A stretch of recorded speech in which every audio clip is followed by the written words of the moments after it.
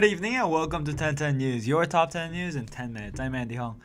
I hope you all are spending a relaxing Valentine's Day weekend. And no, Brian, that cutscene with the sad violin won't be necessary. I don't need your sympathy. I don't need it. Swear.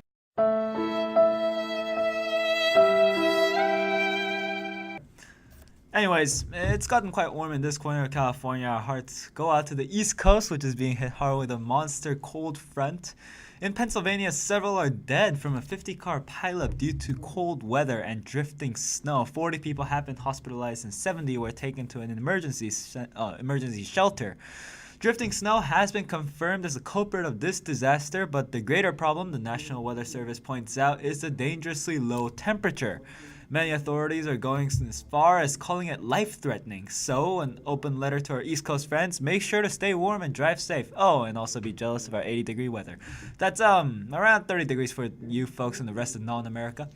Arizona was shocked by the deaths of two 15-year-old girls in shooting at the Independence High School in Glendale. The initial panic has given way to grief as authorities uncovered a suicide note pointing towards the conclusion that the deaths were a result of a murder-suicide. Further investigations have revealed that two sophomores were close friends, but with the lack of witnesses, authorities are still trying to find out more clues as to what triggered this event. To think that Chicago already reached 16 homicide deaths just 8 days into February, I'm not mentioning Chicago in any way to cheapen what happened in Glendale, rather to highlight the extent of the human crisis we have here in the United States. In any case, our deepest condolences go out to those affected by this tragedy. Down south, Pope Francis is visiting Mexico, the nation in which nearly 83% of its population is Catholic. One of the central messages that the Pope sent during his visit was his condemnation of the drug trade within the country, something that President Enrique Peña Nieto left out of his introductory speech of the pontiff. The self-professed missionary of mercy and peace went on to call for Mexico's elected leaders to guarantee basic rights and necessities for all citizens. Mexico has had some tough times in the past, and its people turned many times toward the Christian religion, which has become a central part of its culture no matter how bloodily it was instilled by the Spaniards. With the Pope personally tapping into the Mexicans' dissatisfaction of the status quo, this just might be something of a beginning of a change. And just breaking news, Supreme Court Justice Antonin Scalia, the first Italian-American to have such a prestigious position in the U.S. judicial system, has died at the age of 79 in his sleep during a trip to Texas. The justices expressed their sadness with passing, and the grief had scarcely passed before an analyst pounced on the political significance of his death.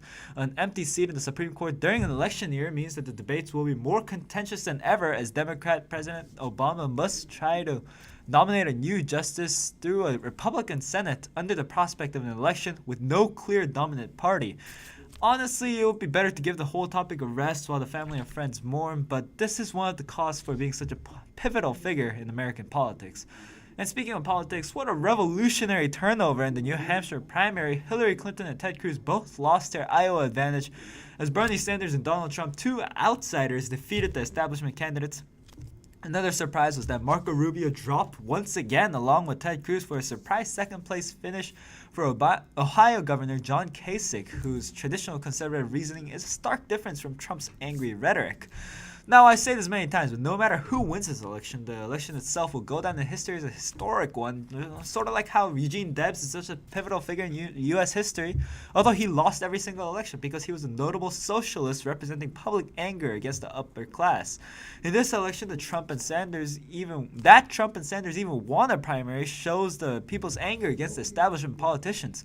We're watching history happen right before our eyes, perhaps events just as significant as Obama's inauguration. So what's happening now in the gap between New Hampshire and the much-anticipated South Carolina primary? With South Carolina's religious background, the Republicans are appealing to their evangelical base and, of course, bashing each other in the debates. Ted Cruz is feeling the full wrath of the Trump campaign, withstanding constant attacks on Cruz's nationality and integrity. Chris Christie and Carly Fiorina now also bit the dust as they dropped out from the race, but Christie did do his damage, attacking and to an extent exposing Marco Rubio in the last debate of being a weak politician who only follows scripted lines. Jeb Bush is hanging in there with his immense spending, but although we don't really know for how much longer.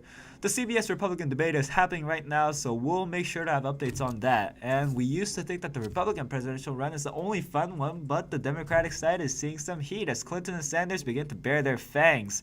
With President Obama as a former top military intelligence official, Lieutenant General Michael Flynn recommending that Clinton drop out from the race, and former Secretary of State Madeleine Albright having to explain herself for her controversial comments regarding women having to help each other or else going to hell during her endorsement of Clinton.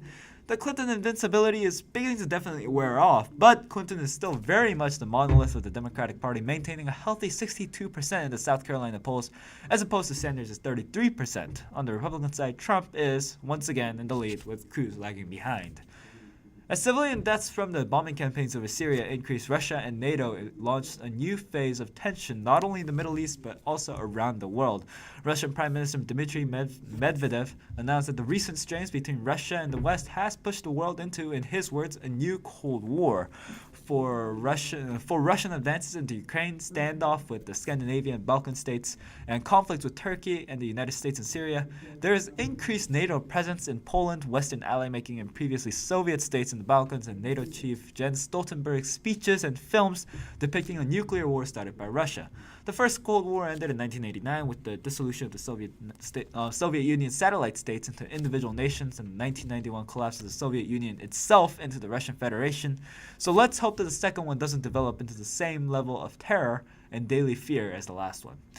Meanwhile, the war in Syria continues, and now the number of children making the dangerous journey to Europe has increased. According to UN Refugee Agency spokeswoman Melissa Fleming, 1 in 3 refugees making landfall in Greece are children, compared to 1 in 10 last September. The Mediterranean crossing is perhaps the most dangerous. Daily shipwrecks have killed 400 so far this year alone.